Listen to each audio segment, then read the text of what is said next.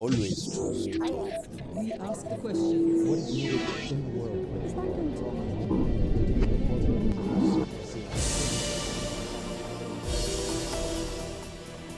Za Garija Kasparova mnogi bi rekli da je najbolji šahista u istoriji.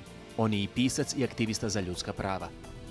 Rođen je 1963. godine u Baku, u Azerbejdžanu, tada u sastavu Sovjetskog saveza. Sa 17 godina je juniorski šahovski prvak. 1986. postaje šampion svijeta, što je titula koju će da nosi do 2000. godine. Još od omladinskih dana pokazuje da ima stav, što ga dovodi u nevolje sa sovjetskim vlastima. Pobunio se i protiv Svjetske šahovske federacije. Danas srčano govori protiv ruskog predsjednika Putina, privođen je zbog aktivizma. Želi biti na čelu Svjetske šahovske federacije. Da to ostvari, kaže, može mu pomoći hrvatsko državljanstvo koje je nedavno dobio. Let me start with your relations with this part of Europe. It seems that you're very familiar, very fond of this part of Europe. And have you got your Croatian citizenship? Yeah, it's a long history of my relations to former Yugoslavia, which was very natural because chess was extremely popular in almost every corner of former Yugoslavia. And I played many events here, and the first international tournament, which was my big triumph 35 years ago, in 1979, was in Banja Luka. And after that, I played in Bugojno, I played in Herceg Novi, I played in Nikšić, I played in Belgrade. So I and many simultaneous exhibitions in different cities. So it was a very natural connection, since I was the rising star and the chess was one of the most popular games here. At the time of the collapse of Yugoslavia and all these tragic wars, my relations changed because I stood firm on the side of those who I believe were victims of the aggression, and I supported independence of Croatia and Bosnia and Herzegovina. Tried to do what one person could do by offering humanitarian assistance and You've been to Sarajevo? I've been in Sarajevo, yeah, in 1994, under siege, and I played an exhibition there with kids. I played simultaneous exhibitions supporting kids of Vukovar in different Croatian cities. And I've been traveling to this part of the world regularly, so it was for more than 20 years, I've been taking my summer vacation in Croatia. Started in Istria, near Rovini, Crveni Otok, then moved to Makarska. I visited Bosnia a few times. I played again in Sarajevo in '99 and 2000, two more victories. And also visited the country a couple more times for humanitarian purposes. So again, it's a natural connection. And now I'm running for International Chess Federation presidency, FIDE. And of course, I'm looking for support from the region that is so close to my heart and to my life.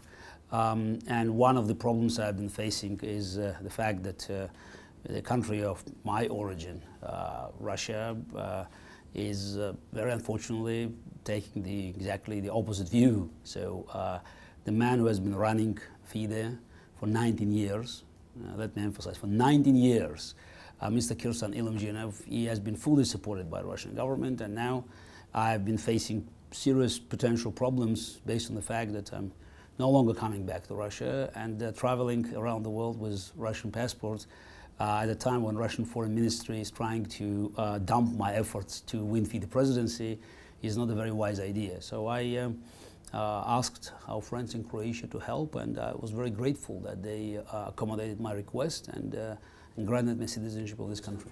Do you think you will succeed with the Croatian documents? Look, it's an EU passport, and again, it's not a country where I'm a newcomer. So I know the country, I know the people, I have a lot of friends here, and I think that's definitely gives a boost for me, both politically but also logistically, because if my opponents counted on the sort of limitations of Russian passport and the fact that at one point I can run out of pages just because I have to travel to so many countries and you start running out of pages after receiving one visa and another one.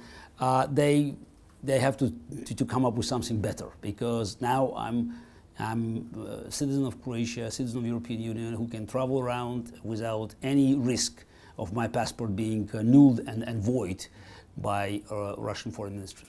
Do you have any plans to live in Croatia? I'm here regular every summer, and definitely I will be doing something for Croatian chess. I've been supporting these different initiatives of Croatian chess federations, of Hrvatski Šahmatni Savez, and now I have plans of building a strong presence here as a chess academy. Again, I had long-term history of relations with this country, and my ties with Croatia will get, of course, stronger. Let us speak now about chess and some historical elements. The chess was very important back to the Soviet time in the Soviet Union. So to say, it was a sort of a national sport, and Soviet leaders actively promoted the sport. Was it a sort of a prestige, or why, what was so important for them? Chess as a part of the competition with the rest of the world, of course, with the Western world, was seen by the Soviet authorities as a propaganda tool. And naturally, chess had even more important value because it was intellectual. So winning the game of chess, having world champions for Soviet propaganda machine was a perfect demonstration of the intellectual superiority of the communist regime over the decadent West. I probably shouldn't complain too much, because I benefited greatly from this Soviet chess machine that has been so effective in picking up talents and helping them to become strong players. And also we have to say that similar systems existed in most of the Eastern European countries. That's why for a long time Eastern Europe totally dominated the world stage in chess. You were the youngest FIDE #1 for 12 years. No, actually I was on the top of the rating list for 20 years. The youngest FIDE #1? Youngest, yes, okay, but it's the, look, records are, in my view, they just, they're very relative, because further down the road, more people play chess, the inflation factor plays the role, and today Magnus Carlsen, who is an absolutely phenomenal player and breaking all the records, he has a rating 100 points higher than Bobby Fischer in 1972. But you cannot compare 28.75 of Magnus Carlsen with 27.75 of Bobby Fischer, because it was a different time. And Fischer, played with opponents who were 200 points below him in rating. So I don't think that, looking at the ratings could give you, or at the records, could give you an objective evaluation of the strengths of the player. So you can try to evaluate their contribution to the game of chess, to the promotion of the game of chess, to their style. But comparing people who never played each other, it's slightly ambiguous. Is Magnus Carlsen your pupil? No, it's not. It's probably, again, it will be overstatement. Yes, we spent 1 year working together. I enjoyed it tremendously, because he's a phenomenal player with great talent, and his talent is of different kind. It's more like Karpov, the way he looked at the game of chess. So that's why my knowledge of the game of chess, the way I analyzed the position was very beneficial for him. And I think I made substantial contribution to his success, but of course he had this phenomenal talent before, and we worked for 1 year, and afterwards, he managed on his own, and I think that he's clearly a dominant force in the world of chess today, and not just being a dominant force at the chessboard, he has been doing a tremendous job in promoting the game of chess, which I think is very important. And if you compare different players, then you could say Magnus Carlsen, forget chess strengths, is as vital for promoting the aim of chess as Bobby Fischer was in '72 or Gari Kasparov in '85. You've mentioned Anatoly Karpov. Was there a huge rivalry between the two of you, and how did it affect your, let's say, play afterwards, especially the game in 1985 when you actually won the game against Karpov? Well, when two top players have been facing each other for so many years, and we had 5 matches over 6 years, played 144 games only for the World Championship title, and many others outside of the world title matches. It's a great rivalry, and I think that modern chess is very much based on the lessons that younger players learned from our games. And I'm very proud I was part of this great, or maybe the greatest rivalry in any sport. And I'm even more proud of the fact that I eventually won. You actually won. And was there something beyond the chess, something more than chess? Were there political connotations, whereas Karpov being a true communist, a true representative of the Soviet system, and Kasparov being a sort of a rebel? It's more like, being part of the system, because Karpov now is also quite loyal to the current political regime in Russia, regime of Vladimir Putin's personal dictatorship. And he was very loyal to communist regime 30 or 40 years ago. So there's no fundamental difference in loyalty to the current regime. That's the way many people live. And I was some sort of rebel at that time, though my rebellion was at the beginning purely at the chessboard, because I was challenging the current world champion, who was a darling of the system. Later, of course, it grew in a more comprehensive challenge against the whole system. And now I'm again in the opposition to this regime, and Karpov is still on the opposite side, though we have pretty good personal relations. So since, we have nothing to share as a professional players anymore. What made you a rebel, as you described yourself? Oh, it's maybe rebel is slightly again slightly incorrect description, because I'm not trying to just overthrow the existing order. I always try to come up with the suggestion how to make things better. Now, if we look for my chess rebellion against the world management and against FIDE management, it was never against the FIDE as an organization, as some of my enemies trying to present today, but it was always against the incompetent, corrupt leadership of FIDE, because I believe chess had great opportunities to become much more popular, and these opportunities were missed due to the fact that people who were in charge, they were either not interested or totally incompetent, incapable, or altogether.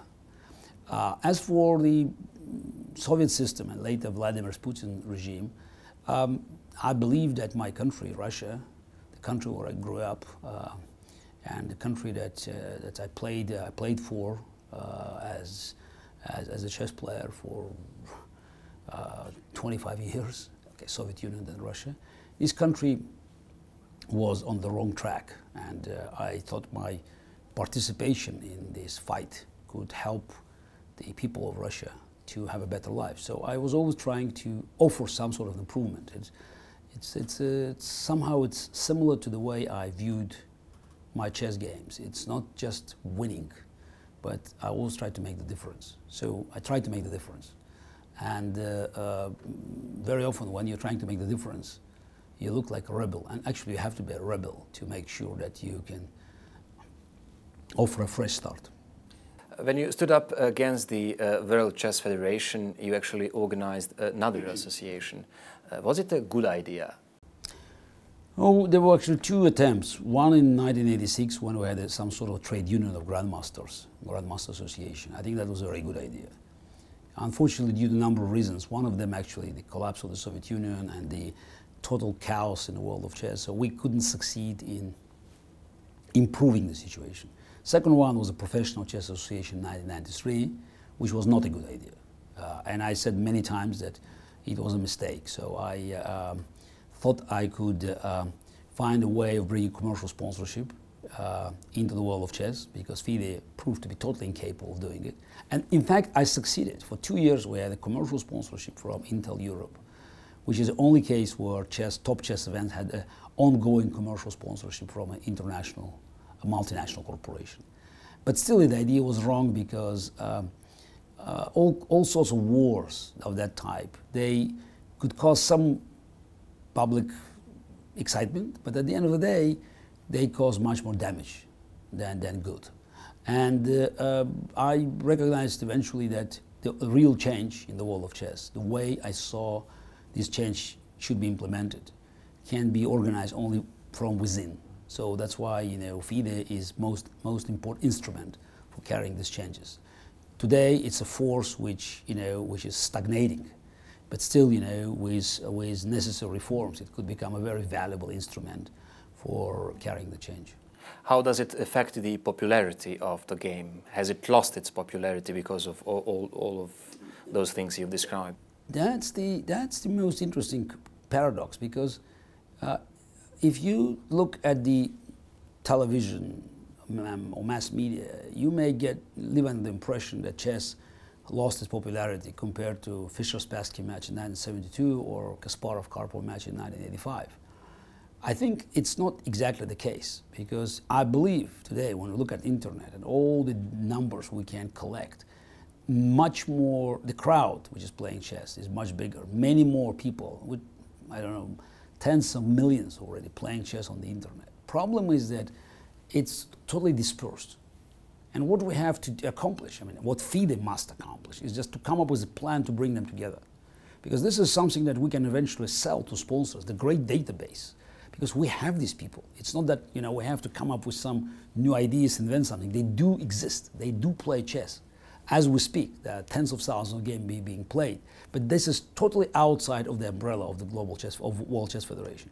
I believe that with the plan that I've described in my program, so we can make sure these people will, most of them will actually become part of the family. And I'm working on a concept that is based on the three key components. One is education, to make sure chess becomes part of the educational system.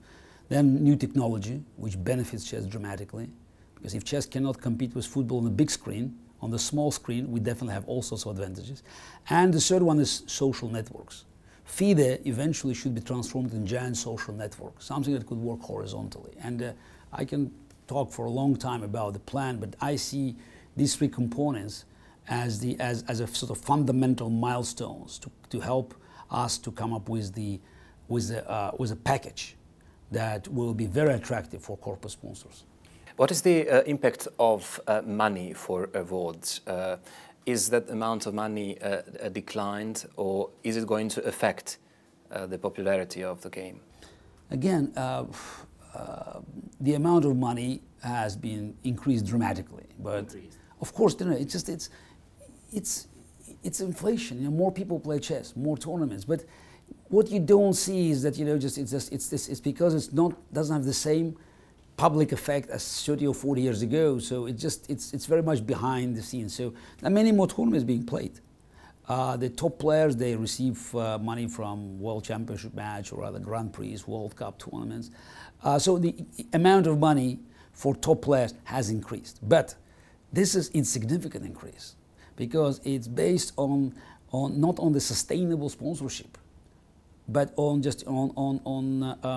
certain business deal carried by the current FIDE leadership, or some events run by municipalities. So the FIDE still does not have a single corporate sponsor that could offer a lasting advertising contract, and that's tragic. And that's what I believe I can change. Because again, I believe there's no shortage of money in the corporate world. What people in Silicon Valley, at Wall Street, or in Europe, or in Far East, all the potential advertisers, what they're looking at, it's a great idea and a nice package. I believe chess is a great idea, and we need to come up with a nice package to make sure they will recognize that it's not just an idea, but it has numbers behind it, and it has integrity. It has a reputation, because it's also very important. It should be clean. And right now, having President of FIDE who talks about aliens all the time and had the record of meeting all the worst dictators in the world, I don't think it helps at all to attract corporate sponsorship. Several times you've mentioned dictators, and let us talk some politics. You're also a very famous political activist in your country. Human rights activist. Let's be very precise. Yeah, I'm not very happy to be called political activist, because I was always a human rights activist. But you were also running for a presidency. No, but that's trying to. Okay, but I think it's misleading, because in countries like Russia, you do not run. It just, running means that you have your political party, you have your followers, you have your bank accounts, you can raise money, you can go to television, you can have debates. I mean, it didn't exist in Russia even in 2007. Of course, it's not in 2014. Now it's open dictatorship. In 2007, it was more like hidden, dictatorship. It was still one party, really ruled by the person who can pull all the strings. Now they stopped. They thrown out all the formalities, and it's very openly just one-man show, Vladimir Putin's show, and everybody else is absolutely irrelevant for any decision-making process. So running for president, quote unquote, was a statement. Because as I always said, in Russia, in Putin's Russia, you're not trying to win elections, you're trying to have elections. I have to say we failed. So Putin's Russia today is the dictatorial state that, in my view, is just heading for huge disaster, because states with this kind of with this form of rule, totally antiquated and corrupt and inadequate, they cannot survive for long. And Vladimir Putin is in power for already 15 years. How do you see the end of his rule? He can't rule forever. Do you expect some turbulences or? Of course. Unfortunately, there's no other resolution of Putin's rule as what you call turbulence, because the government can change through some forms of democratic transition, voting, or impeachments in the parliament. I mean, some sort of procedures that based on law. It's not going to happen in Russia. So there's this elections. What's going to happen in Russia? Then you move to other options. One of them, the most sort of the least dangerous, is when dictator dies. But Putin is 62, and I think he's in pretty good health. So that's why we can't expect him to die soon. So which means he'll stay in power for as long as Russian people will allow him to stay in power. But I don't think that the regime is strong enough to secure Putin stay in power for the rest of his life if he lives long. So we saw what happened in Ukraine. We could remember what's happening in Libya, for instance. The problem with these regimes that they look solid until a minute where you have too many people on the street, and the army solution, the brute force solution is no longer working. I don't know how many years are left for Putin's regime. What I know that the outcome of his rule will be disastrous for Russia, because he has been constantly eliminating all viable, peaceful options for transition, which means, again, looking back at history, that the alternative will be not peaceful and most likely not democratic. Do you live in Russia? Are you afraid for No, I left Russia 1 year ago. Yeah, I still keep my Russian passport, and I think I have to keep my citizenship, because I spent a lot of time, my almost entire life for Soviet Union and Russia, playing on the flag and defending the colors of the country, and trying to make sure that my country will be doing better and will not go back to the totalitarian past. Again, we couldn't succeed. But I still have, you know, a lot of affection for the future of Russia. But staying there is just, it's not a very wise move, because the regime is no longer paying any attention to international public opinion, and I have to do something positive being outside, because staying inside, being locked, even under house arrest or with your passport being confiscated, will not do any good, neither for me nor for my friends inside Russia or outside of Russia. You've been detained several times. Yes, but that. Can you explain that experience? What does it feel to be in a Russian jail nowadays? Look, it's okay. I was detained and arrested at the time where you may call them vegetarian times, because now things are much worse.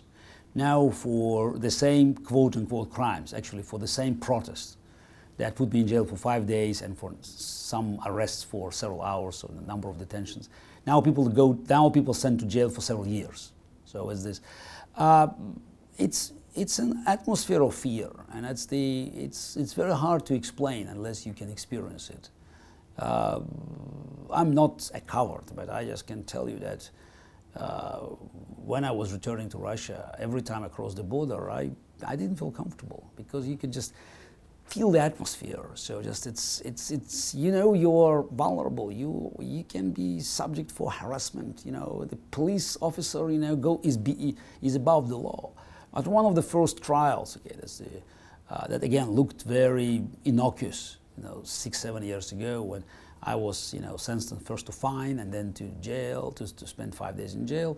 The judge made a ruling, which again eventually had fundamental consequences for the future, because basically it said the police officer, you know, was right, because he was lying under the oath. I mean, and we had videotapes, we had witnesses, and the judge said, no, it's all irrelevant. I trust police officer because he is wearing uniform. That's the reality of Putin's Russia.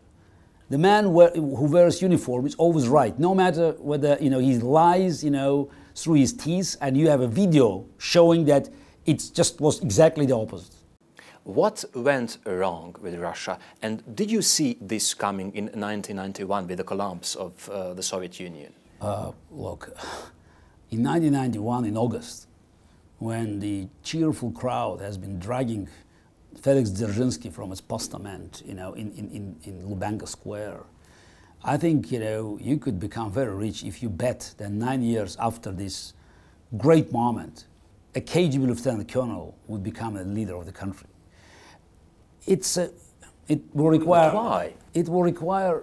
Why people didn't believe in it? Because we saw there was. No. Why the KGB agent became the president of the Federation? That's a long story, and I wish we had much more time to analyze this. We all made mistakes, because this is not about genetic predetermination. I do not accept theories that certain nations are not built for democracy, because you look around, and even if you ignore West Germany and East Germany, you can look today at South Korea and North Korea. Absolutely same people, but it was very different lives. And you have concentration camp Gulag in the north, and free society in the south. So similar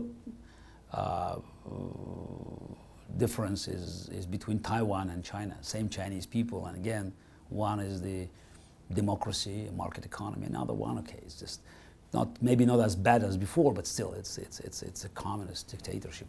I think that certain milestones in modern Russian history were not properly understood. We may go back to 1993, where many of us, including myself, believed that Yeltsin did a good job by destroying the opposition in the parliament, because they were a mixture of communists and nationalists. And now I understand that, you know, destroying the balance of power is always wrong. And democracy is not about result, it's about institutions, it's about the rules. Again, we learned painful lessons.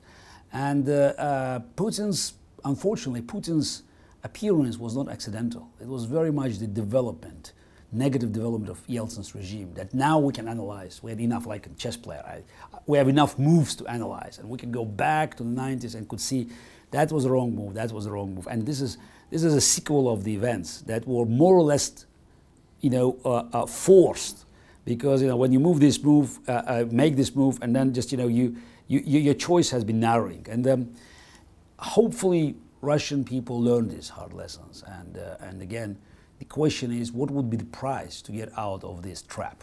Mm-hmm.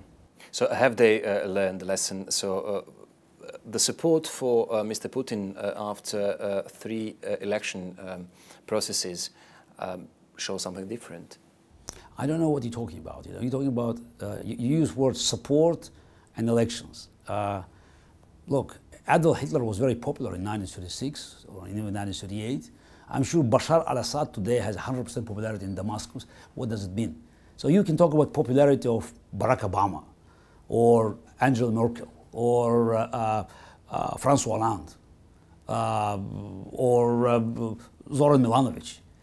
But because you go through election process, you can just, people know that at certain point they can go and vote and bring them down. Actually with Obama they know for sure. Whatever happens, in January 2017, there will be another president taking oath. So it's not, okay, was Merkel or was Milanovic, it's not clear, but people know that if they don't like them, they can go and just vote. Either give them the mandate or take it away. With Putin, it's like with, classical dictatorships, he's there. So election there is just, it's a formality just to give him another mandate, because we know that the result of the elections is predetermined and has nothing to do with his grip of power. So that's why talking about him being popular is some sort of oxymoron, because you cannot, being intellectually honest, you cannot seriously take results of the polling on the phone in Putin's Russia, where somebody calls you anonymously saying, do you like Mr. Putin? And the fact is that, there's something like 35% or 40% saying no. I mean, for me, it's already a phenomenal number, because even in this atmosphere of fear that reminds us very much of the old Soviet Union, still, 1/3 or 40% of people are rejecting Vladimir Putin, which means these numbers are much greater. And if we had free and fair elections and one open debate, things could go differently. Let's not forget, Putin never had a single debate in his life. Every time, he was on television, it was him, and no opponent opposite. And I think that 1 or 2 debates could definitely expose his misery as the democratic politician, because he was not capable of winning the debate through arguments, and always relied on the force. You've mentioned Ukraine. So what do you think, how far is he ready to go in Ukraine to regain his influence there? I don't think that now we are, as we speak today, so because things are changing quite rapidly, and I don't think today Putin's goal is to regain control of Ukraine. Ukraine is lost. It's very clear. Ukraine has chosen the European direction. It's not just Western Ukraine, it's not Central Ukraine with Kiev, it's even Eastern Ukraine, because even for people in the East, looking at Putin's Russia and looking at Europe, it's an easy choice. I mean, unless you're totally paranoid, you have a choice between turbulent, uncertain future and the stagnation of the graveyard. So normal people prefer life to death. Putin's Russia is such a negative example. That's why even being ethnic Russians or being connected to Russia sort of psychologically, emotionally, majority of these people will never like Putin's cronies to take over their territories. Because don't forget, the people in Ukraine used to live in a free country. Kuchma, Yushchenko, Yanukovych, Tymoshenko, whoever. It was a still very different atmosphere. Ukrainian parliament had opposition parties. Yes, it was not democracy that we used to have in America or in the Western Europe or in most of the now European countries within the EU. But it was something that, that was always in the hands of people. We don't like the government. We know the day will change it. And Maidan is very much was the demonstration of the spirit of free people. But we have Crimea. And Crimea is a separate story. Crimea, I'm afraid, will become another Sudetenland. Is there a threat of country falling apart? No, it's not country falling apart. It's a threat of annexation, Anschluss. Let's be very, very specific. What Putin needs now is to restore his credibility in Russia, because every dictator at a certain point reaches the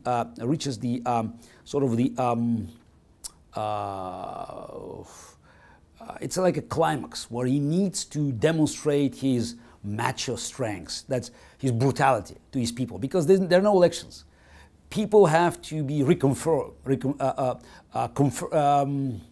convinced again and again that the leader, the Führer, the emperor, the general secretary, whoever, this is the only person and no other choice is doable, because we have enemies around us, the enemies are trying to conquer us, something is happening, and he is the only man in the country to protect us against these threats. So that's the logic of any dictatorship, whether it was Adolf Hitler, Joseph Stalin, or Vladimir Putin, or you name it. Or you can go, all the way back to the Ivan the Terrible time. So for Putin, winning Crimea, or at least Sevastopol, is the only way to sort of exonerate himself from the loss of Kiev. Because Putin mythology, and dictatorship needs mythology, is based on Putin the Great, the man who could restore the Mother Russia, bring together, old Russian Soviet Empire. And no mythology of that type works without Kiev. If Ukraine is out of the equation, what is that? So Chechnya or Kazakhstan? Come on, that's not so emotional for the minds of millions of Russians. Ukraine, if not Ukraine, Crimea, Sevastopol, the city of Russian Navy glory. This is all nonsense, if you start analyzing it, with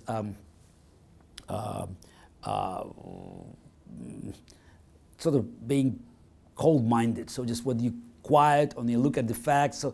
But with the hysteria in Russia in the last 3 weeks, with a propaganda machine working 24/7, talking about occupation of Ukraine by the gangs of fascists, by the American influence, by everything, by Jewish conspiracy, all sorts of nonsense have been now installed in the minds of Russians through this 24/7 propaganda. Now, I think that Putin has no chance but to do something very drastic in Crimea, or at least in Sevastopol, which means we will see a major hotspot of crisis in Europe, and that's why I remind you of the problems of Sudetenland. Because if you hear the rhetorics of Russian foreign ministry today, the propaganda machine and the comments about Crimea and Russian people being, in danger, and if you go back 75 years and hear what Nazi propaganda talked about Germans in Czechoslovakia, it's almost one on one. The similarities are too obvious. Is there a threat of a larger conflict then? It's a threat of annexation. Of course, they will use some sort of pseudo-democratic mechanisms. They'll try to run the referendum, but it's all under under the point of machine gun. We already saw stories of armed people with masks, with no identities, took over the Crimean parliament. They're forcing, the session there. So read again the statements of Russian foreign ministry. Russia does not recognize the new government of Ukraine. Yanukovych, who has been declared criminal by Ukrainian parliament, is hiding in Russia. And just a few hours ago, he said that, it was a statement that he would be giving a press conference. So it's clearly, it's just, the attempts of Putin's regime to use the crisis on Ukraine, which was most likely caused by Putin's intervention from the very beginning, to use this crisis to gain benefits, most likely to annex Crimea, maybe some part of eastern Ukraine. But that's now, in my view, it cries for a strong response from Europe, because it's just giving an aging dictator who is desperately looking for for some geopolitical triumph, an opportunity to annex the territories of a neighboring country. And this is not just Georgia. Don't forget, he already did it in the Republic of Georgia. But this is not as small as Georgia. We're talking about Ukraine. And this conflict might bring Europe ablaze again. Let us talk another recent event, Sochi Winter Olympic Games. They brought some controversy, terrorist threats, corruption, huge sum of money spent on them. But the IOC had said the games were a success. What do you think about it? As for corruption and money stolen, I don't think it's this controversy. That's a fact. $52 billion officially spent on Sochi, and most of this money went to the pockets of Putin's cronies. That's the story. That's a fact. So let's set it aside. It's clear. So hopefully one day, if we have peaceful transition in Russia, the new government. Is there any good for the people who live in Sochi? Absolutely not. Sochi has been destroyed. It was a subtropical resort. Let's not forget about it. The infrastructure of Sochi has been totally ruined. The unique ecological system has been totally ruined. And all these great constructions that were built, they cannot be sustained. The amount of power, the electricity needed to keep these ice palaces, in the city where average temperature in winter is about +10 centigrade. So it's all done to please the dictator who wanted to have this triumph in the place he personally selected for the Olympic Games.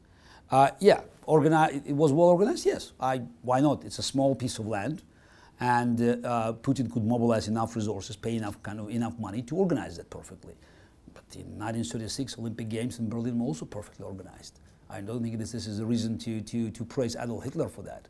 And the reason I make a parallel with 1936, because there were only 2 Olympic Games in history, in Sochi 2014 and Berlin 1936, where it was all about one person.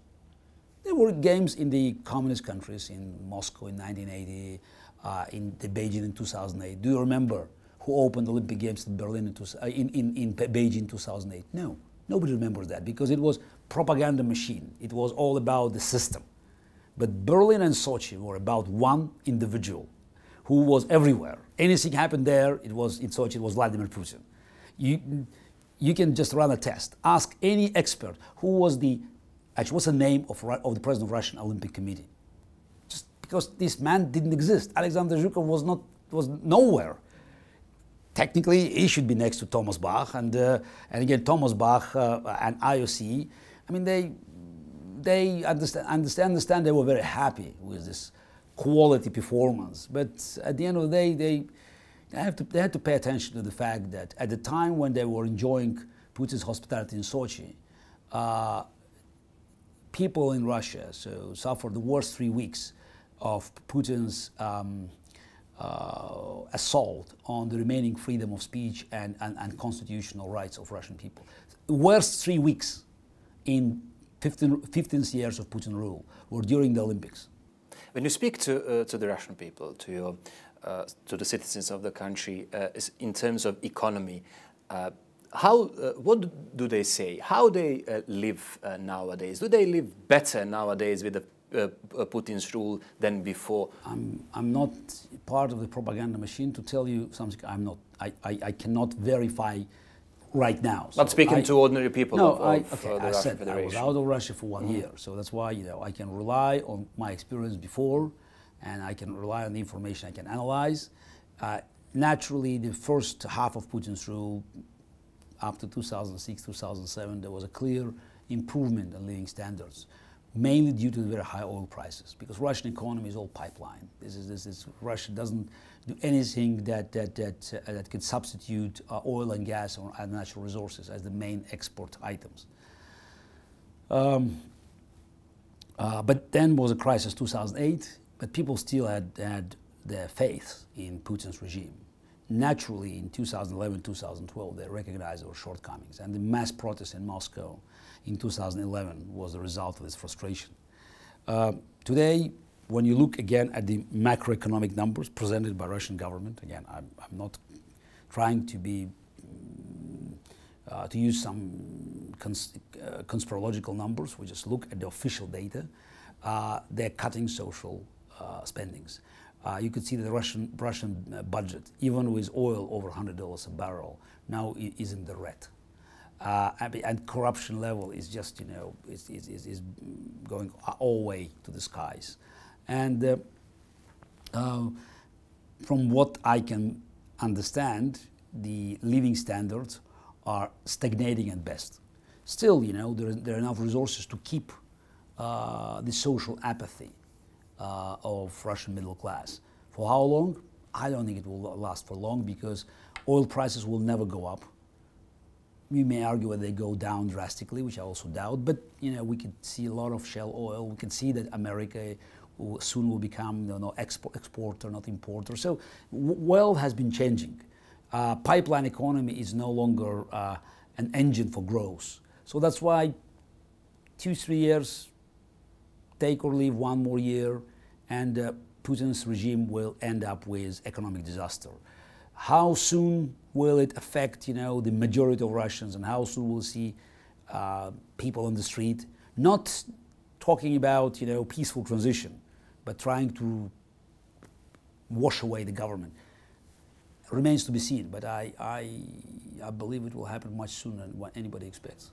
We are running out of time, but we have to just recall one name you've mentioned so many times, Mr. Bobby Fischer, and his influence on chess.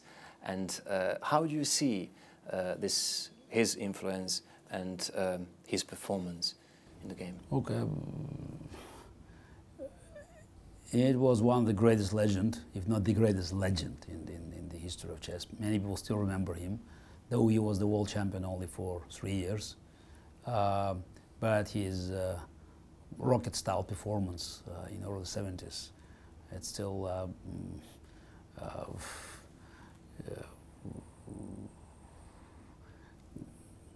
looks virtually impossible by the modern standards. So that's just to be so dominant, crushing all the best players so convincingly. Unfortunately, Fischer left professional chess, and his life after he won the title and he retired was just exactly, you know, had exactly the opposite effect, because he had very, just to be diplomatic, very questionable views about the world. And his performance, I'm not talking about chess, I'm just talking about his overall performance in 1992 when he played Boris Spassky another match in Serbia, actually Serbia and Montenegro, and at the remaining part of Yugoslavia at that time. This performance was quite damaging for chess. Still, I think that's this, having a legend now, which now rests in peace, is great. And I wrote books about my great predecessors, and I wrote a special chapter, actually it's half of the volume 4 on Bobby Fischer, and it was an amazing accomplishment. His life could show us how much can be achieved by this troubled spirit, always looking for conflict, but you know, always being determined to win and to make the difference and to fight to the last pawn at the chessboard. And on the other side, you know, how deep down this troubled spirit can bring an individual when he's losing his way in life. So still, okay, we have to take hats off, you know, just in memory of Bobby Fischer. And I think it's having this legend as a part of the chess history. It's overall positive. Another chapter, playing against the computer, the Deep Blue in 1997. Okay, it's very difficult to touch such important aspects, you know, at the very end of the interview, because we're talking about something that has relevance not only for chess or for my own career, but for the rest of the world, since man versus machine is a very important part of the modern decision-making concept. And actually I played in '96 as well, which I won. People just remember all the second match. it's a pity that these matches, they ended abruptly, and IBM decided not to go for another match, because I was a great believer that man versus machine could provide a lot of useful information about the way the human decision-making is different from the computers. And now I could see a lot of movement into the professional world and in the science of trying to combine humans' intuition and creativity with machines' brute force of calculation to come up with the most effective decision-making formula. Mr. Kasparov, thank you very much for this interview. Thank you.